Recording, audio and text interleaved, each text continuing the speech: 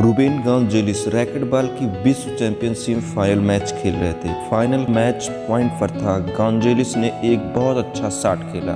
Referee और linesman दोनों ने उनके शॉट को सही बताया और उन्हें विजेता घोषित कर दिया गया। मगर गांजेलिस ने थोड़ा रुकने और हिचकने के बाद पीछे मुड़कर अपने प्रतिद्वंदी से हाथ मिलाते हुए कहा, शॉट गलत था। नतीजा यह हुआ कि वे सर्विस हार गए और मैच भी।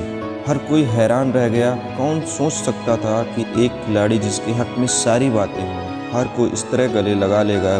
जब पूछा गया कि उन्होंने ऐसा क्यों किया तो उन्होंने बहुत ही अच्छा जवाब दिया, अपने ज़मीर को बनाए रखने के लिए मेरे पास यही एक रास्ता था। वह मैच हार गए लेकिन फिर भी वह एक विजेता थे। दोस्तों, उन्होंने हार के भी जीत हासिल कर ली, क्योंकि दोस्तों वे अपनी नज़रों में जीतना चाहते थे, लोगों की नज़रों में नहीं। दोस्तों, अगर वे चाहते तो जीत जाते, पर दोस्तों जो जीत खुद को संतुष्टि ना दे वो जीत कैसी, इसलिए उन्होंने हार को स्वीकार किया। और दोस्तों दूसरा है एक सेल्समैन की कहानी। कुछ सेल्समैनों के एक ग्रुप ने मीटिंग के लिए शहर से बाहर जाते समय अपने परिवार वालों से कहा कि वे शुक्रवार की रात को खाने के समय तक आ जाएंगे। लेकिन जैसा कि इस तरह के दौरों में होता है, एक के बाद एक काम होने की वजह से मीटिंग समय से ख़त्म नहीं हो पाई। उन लोगों को थोड़ा लेट हो गया। उन लोगों को प्लेन भी पकड़नी थी, इसलिए किसी तरह भागते दौड़ते वे लोग कुछ ही मिनट पहले एयरपोर्ट पहुंचे। वे रास्ते पर यही मनाते हुए आ रहे थे कि कहीं प्लेन उड़ ना गया हो। इसी भाग दौड़ में उनमें से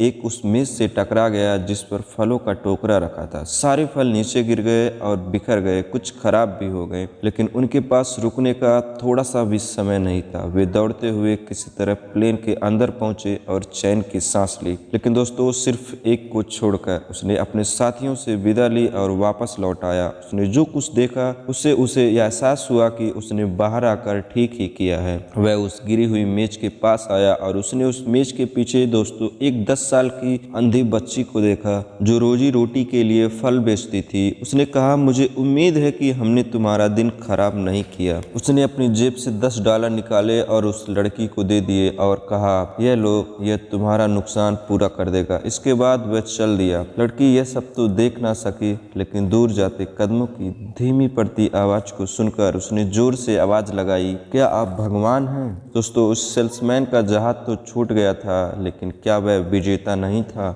यकीनन था। कोई बिना मेडल के भी विजेता हो सकता है। जीत को यदि सही नजरिए से न देखा जाए तो वह मेडल जीतने के बाद भी हारा हुआ हो। जैसा कि मार्क ट्वेन ने कहा है कि किसी सम्मान के योग्य होते हुए भी उसे न पाना अयोग्य होकर उसे पाने से बेहतर है। सही सम्मान सम्मानित होने की योग्यता में है, न कि सम्मान पाने में। दोस्तों, अगर जीतना ही एकमात्र उद्देश्य हो तो इंसान अपने मन की अंदरूनी खुशी से महरूम हो सकता है, जो किसी काम को करने की वजह से मिलती है। जीतने से ज्यादा जरूरी इज्जत और सम्मान के साथ जीतना और उस जीत के काबिल होना है। बेईमानी की जीत से सम्मान के साथ हार ही अच्छा है। सम्मान पूर्वक हारना दिखाता है तैयारी में कुछ कमी थी, लेकिन दोस्तों बेईमान की जीत दिखाता है कि हमारे चरित्र में ही कमी है। दोस्तों, जहां आपके सम्मान की बात आ जाए वहां हार स्वीकार कर लेना ही अच्छा होता है, क्योंकि दोस्तों आपके चरित्र से बढ़कर इस दुनिया में कुछ भी नहीं है।